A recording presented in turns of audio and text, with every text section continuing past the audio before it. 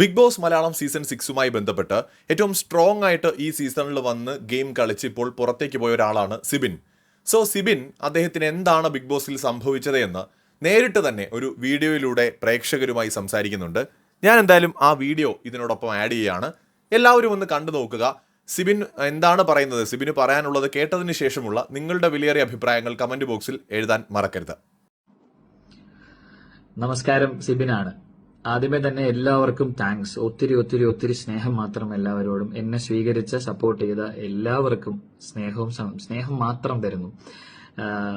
ഒരിക്കലും പ്രതീക്ഷിച്ചിട്ടില്ല കേട്ടോ, ഇങ്ങനൊരു ആക്സെപ്റ്റൻസ് എനിക്ക് പുറത്തുണ്ടാകുമെന്ന് ഞാൻ ഒരിക്കലും പ്രതീക്ഷിച്ചിട്ടില്ല. ഇത്രയും സീസണുകൾ കണ്ടിട്ടും എനിക്കറിയില്ല ഇങ്ങനെ ഒരു സ്വീകരണം എനിക്ക് പുറത്ത് കിട്ടുമെന്ന്. So thank you so much. എന്നെ സ്വീകരിച്ച എല്ലാ അമ്മമാർക്കും, പെങ്ങന്മാർക്കും, കൂട്ടുകാർക്കും, കൂട്ടുകാരികൾക്കും, ചേട്ടന്മാർക്കും ഒക്കെ, അളിയന്മാർക്കും ഒക്കെ ഒത്തിരി ഒത്തിരി ഒത്തിരി സന്തോഷം. I love you all.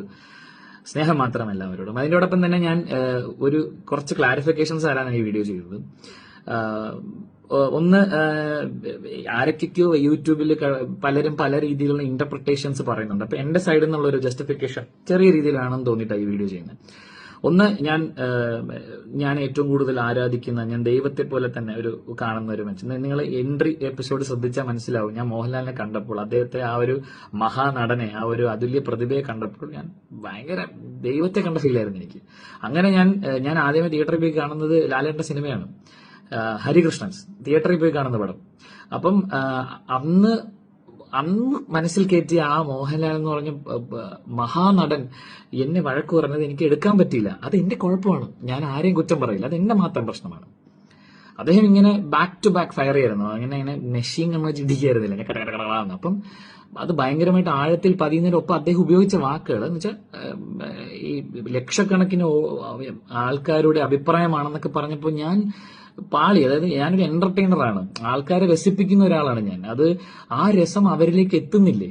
അവർക്കൊക്കെ എന്നെ ഒരു അപഹാസ്യമായ കഥാപാത്രമായിട്ടാണോ തോന്നുന്നത്? അപഹാസ്യൻ ആയ ഒരു കഥാപാത്രമായിട്ടാണ്. എന്റെ ഫൺ പരിപാടികൾ വർക്കാവുന്നില്ലേ? ഞാൻ ചെയ്ത തമാശകളൊന്നും അവരിലേക്ക് എത്തുന്നില്ലേ?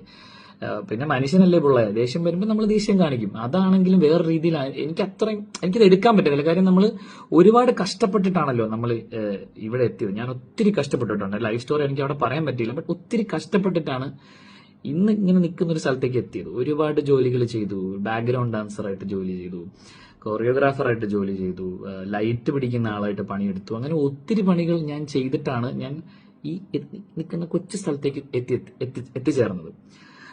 അപ്പൊ ഇതൊന്നും വർക്കാവുന്നില്ലേ? ഇതൊന്നും ശരിയാവുന്നില്ല എന്നുള്ള ഒരു തോന്നൽ എന്നെ അലറ്റി. അങ്ങനെ വരാൻ പാടില്ല. അങ്ങനെ ഇമോഷണലി ഞാൻ തകർന്നു. ഞാൻ സമ്മതിക്കുന്നു.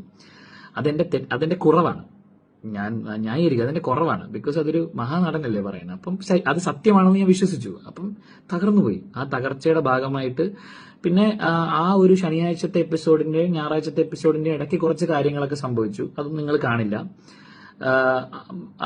അതൊന്നും പറയേണ്ട കാര്യമില്ലല്ലോ, അതൊന്നും ഒരിക്കലും പുറത്തു പറയേണ്ട കാര്യമില്ല. അപ്പൊ അതിന്റെയൊക്കെ ഫലമായിട്ടാണ് ഞായറാഴ്ചത്തെ എപ്പിസോഡും കൂടെ കഴിഞ്ഞിട്ട് പിന്നെ ഉണ്ടായ ഇതിന്റെ ഫലമായിട്ടാണ് ഞാൻ പിറ്റേ ദിവസം രാവിലെ ഭയങ്കരമായി തകർന്നു പോയത്. വിഷമിച്ചിട്ട് ഞാൻ അവിടെ ഇരുന്ന്. അപ്പൊ എനിക്ക് അവിടെ നിന്ന് പുറത്തു പോകണം.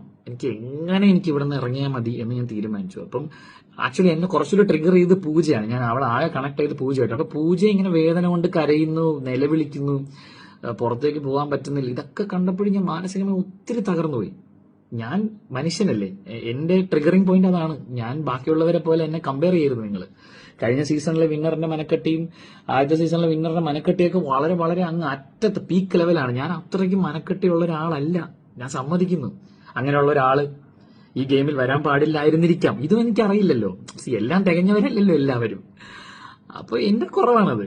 ആ കുറവ് കാരണം ഞാൻ വിഷമിച്ചു, കരഞ്ഞു, പുറത്തു പോകണം എന്ന് ആവശ്യപ്പെടുന്നു, ഭയങ്കരമായി ആവശ്യപ്പെടുന്നു. ഞാൻ കൺവെൻഷൻ റൂമിൽ കയറി എന്റെ കാര്യം പറയുന്നു. ഞാൻ കൺവിൻസ്ഡ് ആവുന്നില്ല. ഞാൻ വീണ്ടും പുറത്തേക്ക് ഇറങ്ങി വരുന്നു. ഞാൻ നിസ്സഹകരണം പറയുന്നു. അതൊക്കെ നിങ്ങൾ കണ്ടു. നിസ്സഹകരണത്തിന്റെ ഫലമായിട്ടാണ് എനിക്ക് സൈക്കോളജിസ്റ്റിനെ കാണാനുള്ള ഒരു സാഹചര്യം ഉണ്ടായത്.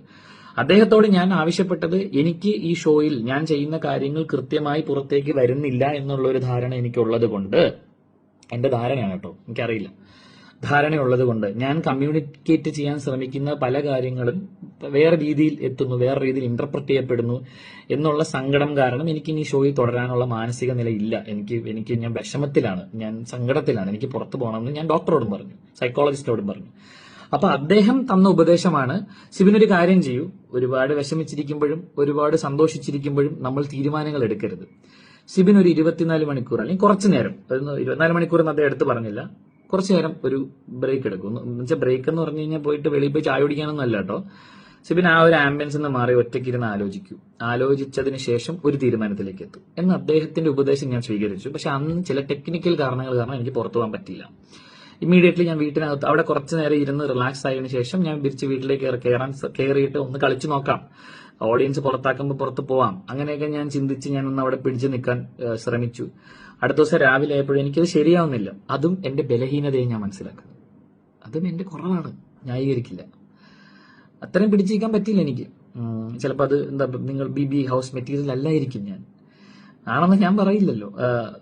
അപ്പോൾ എനിക്ക് അടുത്ത ദിവസം പോകണം തോന്നി. ഞാനത് ബിഗ് ബോസിനെ അറിയിച്ചു. ബിഗ് ബോസ്, എനിക്കിങ്ങനെ പ്രശ്നങ്ങളുണ്ട്, എനിക്ക് എന്റെ ചിന്തകളെ എനിക്ക് കൺട്രോൾ ചെയ്യാൻ പറ്റുന്നില്ല, എനിക്ക് പെട്ടെന്ന് ദേഷ്യം വരുന്നുണ്ട്, സ്ട്രെസ്ഡ് ആണ് ഞാൻ എന്ന് പറഞ്ഞപ്പോൾ അദ്ദേഹം പറഞ്ഞു, സിബിൻ നമുക്ക് പോവാം നാളേക്ക്.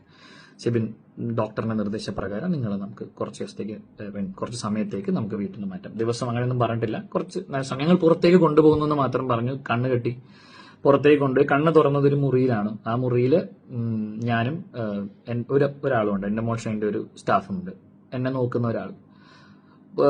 അവിടെ ഒരു TV ഉണ്ട്, ആ TV വർക്ക് ചെയ്യില്ല. ഒരു ലാൻഡ് ഫോൺ ഉണ്ട്. ആ ലാൻഡ് ഫോണ് റെസ്റ്റോറന്റിലേക്കും റിസപ്ഷനിലേക്കും മാത്രം വിളിക്കാൻ പറ്റുന്ന ഒരു ലാൻഡ് ഫോൺ. ഫുഡ് ഓർഡർ ചെയ്യാൻ മാത്രം ഉപയോഗിക്കാം. അതും എന്നെ ഉപയോഗിക്കാൻ സമ്മതിച്ചിട്ടില്ല. അത് ഉപയോഗിച്ചത് എന്റെ കൂടെ ഉള്ള ആളാണ്. പിന്നെ അദ്ദേഹത്തിന് മൊബൈൽ ഫോൺ ഉണ്ടായിരുന്നു. പക്ഷെ അദ്ദേഹത്തിന് എന്റെ മുമ്പിൽ വെച്ച് മൊബൈൽ ഫോൺ ഉപയോഗിക്കാനുള്ള പെർമിഷൻ കൊടുത്തിട്ടില്ല അവർ. അദ്ദേഹം അതും ചെയ്തിട്ടില്ല. അപ്പം അദ്ദേഹത്തിന് ഫോൺ കോൾസോ മെസ്സേജൊക്കെ കമ്മ്യൂണിക്കേഷൻസ് വരുമ്പോൾ അദ്ദേഹം പുറത്ത് പോയിട്ട് അത് അറ്റൻഡ് ചെയ്യുകയും തിരിച്ചു കയറി വരും. ഞങ്ങൾക്ക് ഭക്ഷണം തരാൻ ഒരു സ്റ്റാഫ് ഉണ്ടല്ലോ, അത് നിങ്ങൾക്ക് അറിയാതെ ചെന്നൈയിലാണ് നടക്കുന്നത്. ചെന്നൈയിലായിട്ട് പോലും അയാളെ പോലും എന്നെ കാണിച്ചിട്ടില്ല. അങ്ങനെ പുറത്തുപോയി കളി കണ്ട് തിരിച്ചു കയറി വരാൻ പറ്റുന്ന ഒരു സ്ഥലമൊന്നും അല്ല ഈ ഷോ. അത്രയ്ക്കും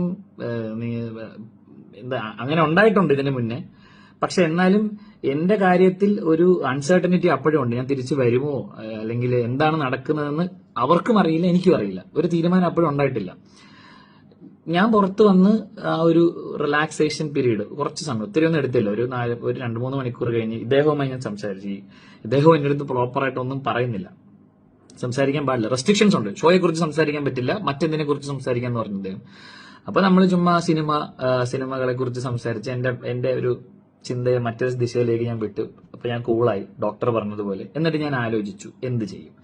അപ്പൊ ഞാൻ ആലോചിച്ചെടുത്ത തീരുമാനം തിരിച്ച് വീട്ടിനുള്ളിലേക്ക് കയറുക എന്ന് തന്നെയായിരുന്നു. തിരിച്ചു പോകാം, കാര്യം എന്തരോ വരട്ടെ, ആ മൂടായി. എന്നുവെച്ചാല് 120 130 പേർക്ക് മാത്രം ലഭിച്ച ഭാഗ്യമാണ് 6 സീസണിൽ മലയാളം ബിഗ് ബോസ് ഹൗസിൽ വരിക എന്നുള്ളത്. മലയാളത്തിലെ ഏറ്റവും വലിയ റിയാലിറ്റി ഷോയാണ്. അപ്പൊ ആ ഒരു ഭാഗ്യം എന്തിനു തട്ടിക്കളയണം? ഗബ്രി ഇടയ്ക്ക് പറയും any publicity is good publicity. എനിക്ക് അങ്ങനെ അഭിപ്രായമില്ല. പക്ഷെ എന്നിരുന്നാലും അത്തരത്തിലുള്ള ഒരു സ്ഥലത്ത് നിന്ന് ഇങ്ങനെ ഇറങ്ങി പോകേണ്ട ആവശ്യമില്ല. ചിലപ്പോൾ നിന്നെ ഇഷ്ടപ്പെടില്ലായിരിക്കും ആൾക്കാർ, ചിലപ്പോൾ നീ കാരണം. പക്ഷെ ഒരു പാഠശാലയാണത്, അവിടെ നിന്ന് പഠിക്ക്, കുറച്ച് കാര്യങ്ങളൊക്കെ മനസ്സിലാക്ക്.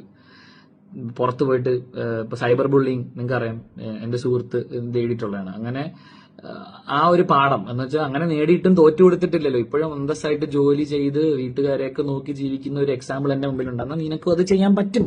നീ പുറത്തുപോയി നിനക്ക് അത്തരത്തിലുള്ള സൈബർ ബുള്ളിങ്ങും അത്തരത്തിലുള്ള ആക്രമണങ്ങളും ഉണ്ടായാൽ നീ അത് നേരിട്ട് മുമ്പോട്ട് പോകാൻ ധൈര്യം സംഭരിക്കേണ്ട ഒരാളാണെന്ന് എന്നെ തന്നെ പറഞ്ഞ് ബോധിപ്പിച്ചിട്ട് ഞാൻ അകത്ത് കയറാൻ പൂർണ്ണമായും തയ്യാറായി. പിന്നെ അതിനുശേഷം എന്റെ വീട്ടുകാരെയോ എന്റെ പ്രൈമറി കോണ്ടാക്ട്സിനെ ആരും ഒന്നും ഇൻഫർമേഷൻസ് പാസ് ചെയ്തിട്ടില്ല. ഞാൻ പുറത്തു പോയി നല്ലത് വേറെ ഒന്നും അറിഞ്ഞിട്ടില്ല. 24 മണിക്കൂർ കഴിഞ്ഞു, 48 മണിക്കൂറായി, 72 മണിക്കൂറായി. ഇതിനിടയ്ക്ക് ഒരിക്കൽ കൂടെ ഞാൻ നമ്മുടെ സൈക്കോളജിസ്റ്റുമായി സംസാരിച്ചു. കുറച്ച് കാര്യങ്ങളൊക്കെ ഉണ്ടായി. അതൊക്കെ വളരെ സ്ട്രിക്ട് കോൺഫിഡൻഷ്യൽ കാര്യങ്ങളാണ്, എനിക്ക് പുറത്ത് പറയാൻ പാടില്ല എന്നുണ്ട്. പക്ഷേ എങ്കിലും ആവശ്യമെങ്കിൽ പുറത്ത് പറയും, ആവശ്യമെങ്കിൽ മാത്രം കേട്ടോ. എനിക്ക് ഇത് എവിടേക്കാണ് ചെന്ന് കയറുന്നതെന്ന് എനിക്ക് അറിയില്ല. ഇത് ഏത് വഴിക്ക് പോകുന്നു, ഏതൊക്കെ PR ടീം എന്തൊക്കെ കാണിക്കുന്നു, ഒന്നും എനിക്ക് അറിയില്ല. എനിക്കെതിരെ ആരൊക്കെയാണ് പ്രവർത്തിക്കുന്നതെന്നോ ഒന്നും അറിയില്ല. അപ്പൊ ആ പ്രവർത്തനങ്ങൾ ഏത് ദിശയിലാണ് പോകുന്നത് എന്ന് ആലോചിച്ച് മനസ്സിലാക്കിയതിനു ശേഷം ഞാൻ പിന്നെ ഉണ്ടായ കാര്യങ്ങൾ പറയാം. ആ 24 മണിക്കൂർ തുടങ്ങി, അല്ലെങ്കിൽ ഞാൻ ആ മുറിയിലെത്തിയ ഒരു 5-ാമത്തെ മണിക്കൂർ തുടങ്ങി 80 മണിക്കൂർ വരെ എനിക്ക് എന്ത് സംഭവിച്ചു എന്നുള്ളത്, എന്തൊക്കെ അവിടെ നടന്നു എന്നുള്ളത് ഞാൻ പറയേണ്ടതാണെങ്കിൽ. ഇപ്പൊ കോൺഫിഡൻഷ്യലാണ്, എനിക്ക് പറയാൻ പാടില്ല. അതിനുശേഷം എന്നെ ഇവരെ അറിയിക്കുന്നു എനിക്ക് ഷോയിൽ തുടരാൻ പറ്റില്ല. അതായത് ഡോക്ടർ പറഞ്ഞു, ഞാൻ വളരെ ചില്ലായിട്ടാണ് ഡോക്ടറിനോട് സംസാരിച്ചത് കേട്ടോ. വളരെ കൂളായിട്ട് ഞാൻ അദ്ദേഹത്തെ എന്റെ അടുത്ത പരിപാടികൾ എന്താണെന്ന് ഞാൻ പറഞ്ഞു മനസ്സിലായി. ഞാൻ ജിൻഡോയുടെ കൂടെ പോയി ഞാൻ വർക്കൗട്ട് ചെയ്യാൻ പോവാണ്. പിന്നെ ഋഷിയുടെ കൂടെ ചേർന്ന് ഞാൻ ഡാൻസ് കളിക്കും, ഡാൻസ് പ്രാക്ടീസ് ചെയ്യും. അങ്ങനെ വെറുതെ ഇരിക്കുന്ന സമയങ്ങൾ ചുമ്മാ ഒന്ന് ആലോചിച്ച് കൂട്ടാതെ ഇങ്ങനത്തെ പരിപാടികളിൽ ഞാൻ എൻഗേജ് ചെയ്യാം, അപ്പൊ എന്റെ മൈൻഡ് കൂളാവും ഡോക്ടർ എന്നൊക്കെ പറഞ്ഞ് ഞാൻ പുള്ളീനെ കൺവിൻസ് ചെയ്തു എന്നുള്ള ധൈര്യത്തോടു കൂടി ഇരുന്നപ്പോഴാണ് ഒരു 72 മണിക്കൂർ കഴിഞ്ഞിട്ട് എനിക്കൊരു വിവരം കിട്ടുന്നത്, ഈ ഷോയിൽ കണ്ടിന്യൂ ചെയ്യാൻ പറ്റത്തില്ല, പുറത്തേക്ക് പോകണമെന്ന്. ചാനൽ ഷോയുടെ അധികൃതർ തന്നെ എന്നത് അറിയിച്ചു. അപ്പൊ തന്നെ ഞാൻ അവരെ കൺവിൻസ് ചെയ്യാൻ ശ്രമിച്ചിട്ടില്ല. ആ മൊമെന്റിൽ എനിക്ക് തുടരാൻ പറ്റില്ല എങ്കിൽ ഞാൻ പറഞ്ഞ എന്റെ പ്ലാനുകളൊക്കെ ഇതായിരുന്നു. ഇല്ല സിബിൻ, അത് ഡോക്ടർ പറഞ്ഞു സിബിന് തുടരാൻ പറ്റില്ല എന്ന്. ആ തീരുമാനം കൊണ്ടാണ് ഞാൻ പുറത്തേക്ക് വന്നത്. അപ്പൊ ഇതാണ് ഉണ്ടായത്. ബിഗ് ബോസ് തുടങ്ങിയ കാലം മുതലേ ഉള്ളതാണ് ആൾക്കാർ കൊളാപ്സ് ആവുക മെന്റലി. അപ്പോ നമ്മൾ ടാസ്ക് ചെയ്യുമ്പോൾ മുറിവ് പറ്റുമ്പോൾ എന്ത് ചെയ്യും, മെഡിക്കൽ റൂമിൽ കൊണ്ടുപോകും, ട്രീറ്റ്മെന്റ് ചെയ്യും. ഒത്തിരി പരിക്കുകൾ ഉണ്ടെങ്കിൽ ഹോസ്പിറ്റലിൽ കൊണ്ടുപോകും, ട്രീറ്റ് ചെയ്യും, തിരിച്ചു കൊണ്ടുവരും. 1-2 ഇപ്പം റസ്മിൻ 3 ദിവസം ആശുപത്രിയിൽ അഡ്മിറ്റ് ആയിട്ടല്ലേ തിരിച്ചു വന്നത്. റസ്മിൻ കളി പഠിച്ചിട്ടാണോ അത് കയറിയത്? TV കാണാൻ അങ്ങനെയൊന്നും പറ്റില്ലെന്നേ. അങ്ങനെയാണെങ്കിൽ എല്ലാ ദിവസവും എനിക്ക് എനിക്കൊന്ന് പുറത്തെ കാര്യങ്ങൾ അറിയണം എന്ന് പറഞ്ഞിട്ട് ഞാൻ പോയി തലയിറങ്ങി വീണിട്ട് പോയി പുറത്തെ കാര്യം അറിഞ്ഞിട്ട് വരാൻ പറ്റില്ല. അങ്ങനെയൊന്നും പറ്റില്ല. അപ്പോൾ ഞാൻ ന്യായീകരിക്കുന്നില്ല നടന്ന കാര്യങ്ങളൊന്നും.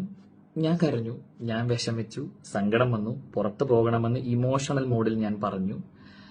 അത് ഡോക്ടർ സൈക്കോളജിസ്റ്റുമായി സംസാരിച്ചതിന്റെ ഒരു കൺവിൻസിങ് പ്രകാരം, അദ്ദേഹം എന്നെ കൺവിൻസ് ചെയ്ത പ്രകാരം ഞാൻ പുറത്തേക്ക് പോയി എന്റെ മൈൻഡിനെ ഒന്ന് കൂളാക്കി ഞാൻ തീരുമാനിച്ച് അകത്ത് കയറണമെന്ന് തീരുമാനിക്കുന്നു. അകത്ത് കയറാൻ റെഡിയാണെന്ന് അറിയിക്കുന്നു. പക്ഷേ കുറച്ച് ദിവസങ്ങൾ, ഒരു 3 ദിവസം കഴിഞ്ഞ് എന്നോട് പറയുന്നു തുടരാൻ പറ്റില്ല, പുറത്തേക്ക് വരണമെന്ന്. ഞാൻ പുറത്തേക്ക് വരുന്നു. അതാണ് ഞാൻ നിങ്ങളോട് എയർപോർട്ടിൽ വെച്ച് പറഞ്ഞത്, ഇറങ്ങി പോകാന്നുള്ളത് എന്റെ തീരുമാനമല്ലായിരുന്നു. ഇതാണ് സത്യാവസ്ഥ. എനിക്കിതായിരുന്നു നിങ്ങൾ അറിയിക്കേണ്ടത്. ബാക്കിയുള്ളവർ എഴുതാപ്പുറങ്ങൾ പാടുന്നുണ്ട്, പിന്നെ എന്നെക്കുറിച്ച് എന്തൊക്കെയോ ആരൊക്കെയോ എവിടെ നിന്നൊക്കെയോ പറയുന്നുണ്ട്. അത് എവിടെ നിന്നാണെന്നും ആരാണെന്നും കൃത്യമായി മനസ്സിലാക്കിയതിന് ശേഷം ഞാൻ പറഞ്ഞല്ലോ, ഇനിയും പറയാൻ ഈ വീക്കെൻഡ് എപ്പിസോഡ്, ശനിയാഴ്ചത്തെ എപ്പിസോഡിൽ നിന്നും ഞായറാഴ്ചത്തെ എപ്പിസോഡിലേക്ക് ഉള്ള യാത്രയിലുണ്ടായ കാര്യങ്ങളും അതിനുശേഷമുണ്ടായ കാര്യങ്ങളും കൺഫെഷൻ റൂമിലുണ്ടായ കാര്യങ്ങളും പിന്നെ ഈ ഹോട്ടൽ മുറിയിൽ ഞാനുണ്ടായിരുന്ന ദിവസങ്ങളിൽ നടന്ന കാര്യങ്ങളും കോൺഫിഡൻഷ്യലാണ്. പറയേണ്ടതാണെങ്കിൽ പറയും, എനിക്ക് തോന്നിയാൽ. എനിക്ക് അത് കോൺഫിഡൻഷ്യലാണ്. അതൊരു ഷോയിൽ നമ്മൾ കയറുമ്പോൾ ഷോയോട് കാണിക്കുന്ന, ചാനലിനോട് കാണിക്കുന്ന, അധികൃതരോട് കാണിക്കുന്ന മാന്യതയാണ്, ഗ്രാറ്റിറ്റ്യൂഡാണ്. ഞാൻ 3 വർഷം ഭക്ഷണം കഴിച്ചത് ഏഷ്യാനെറ്റിന്റെ കാശ് കൊണ്ടാണ്. ആ ചാനലിനെ ഞാൻ അവർക്ക് കൊടുത്തൊരു ഉറപ്പുണ്ട്, ഒരു കോൺഫിഡൻഷ്യാലിറ്റി, ഒരു കോൺട്രാക്ട് ഉണ്ട്, ഞാൻ ചെയ്യില്ല. അത് ആരെയും പേടിച്ചിട്ടല്ല കേട്ടോ, ചാനലിനെ പേടിച്ചിട്ടൊന്നുമല്ല. എന്നുവെച്ചാൽ ഇറ്റ്സ് ഗ്രാറ്റിറ്റ്യൂഡ്, നന്ദി. അരി മേടിച്ച് തിന്നതിന്റെ നന്ദി. അപ്പൊ ഇതെനിക്ക് നിങ്ങളെ അറിയിക്കണം തോന്നി. അതിനു വേണ്ടിയിട്ട് ഞാൻ എന്റെ തന്നെ ഇൻസ്റ്റാഗ്രാമിൽ ഞാൻ ഇട്ട വീഡിയോ ആണ്. ഞാനൊരു ചാനലിനും ഇത് കൊടുത്തില്ല, അങ്ങനെ ചെയ്യാൻ പാടില്ല. അതുകൊണ്ട് എനിക്ക് നിങ്ങളോട് സംസാരിക്കണം. നിങ്ങൾ തന്ന സപ്പോർട്ടിനും, ചേട്ടൻ പോകണ്ടായിരുന്നു, സിബിൻ മോൻ ഇറങ്ങണ്ടായിരുന്നു എന്നൊക്കെ എയർപോർട്ടിൽ നിന്ന് എന്നോട് ഒരു പരിപാടി പറഞ്ഞു. ചെന്നൈ എയർപോർട്ട്, എന്തിനാ ഇറങ്ങി വന്നത്, കളിക്കണ്ടായിരുന്നു, ഞങ്ങൾക്ക് കൂടെയില്ലേ എന്ന്. എനിക്ക് വോട്ട് ചെയ്തിട്ട് ആ വോട്ട് പാഴായി പോയി എന്ന് പറഞ്ഞ് എന്നോട് സ്നേഹം കാണിക്കുന്ന ഒത്തിരി പേരുണ്ട്. അവരോടൊക്കെ ഉള്ള എന്റെ മറുപടിയാണിത്. നിങ്ങൾ ആരെയും നിരാശപ്പെടുത്തി മനഃപൂർവ്വം ഇറങ്ങി വന്നതല്ല, സംഭവിച്ചു പോയതാണ്. ഇതൊക്കെയാണ് കാരണങ്ങൾ. പിന്നെ ഒരു കാര്യം കൂടെ ഞാൻ നിങ്ങളോട് പറയാം. ഈ റോസ്റ്റിങ്ങും ഇൻസൾട്ടിങ്ങും ഒരു നേരിയ വരയാണ്, ചെറിയൊരു തിൻ ബോർഡറാണ്. ഒരാളെ റോസ്റ്റ് ചെയ്യുകയും ഒരാളെ ഇൻസൾട്ട് ചെയ്യുകയും. ഞാൻ നേരത്തെ പറഞ്ഞ പോലെ കഷ്ടപ്പെട്ട് കയറി വന്ന ഒരാളെ റോസ്റ്റ് ചെയ്തതാണോ ഇൻസൾട്ട് ചെയ്തതാണോ എന്ന് തിരിച്ചറിയാൻ എനിക്ക് പറ്റിയില്ല. നേരിയ വരയാണ് റോസ്റ്റിങ്ങും ഇൻസൾട്ടിങ്ങും. അപ്പോൾ എല്ലാവരോടും സ്നേഹം മാത്രം. നമ്മൾ ഇനിയും കാണും, എവിടെയെങ്കിലും എന്തെങ്കിലുമൊക്കെ ഞാൻ ചെയ്യും. അപ്പോൾ എപ്പോഴത്തെയും പോലെ entertainment. I love you all. സ്നേഹം മാത്രം.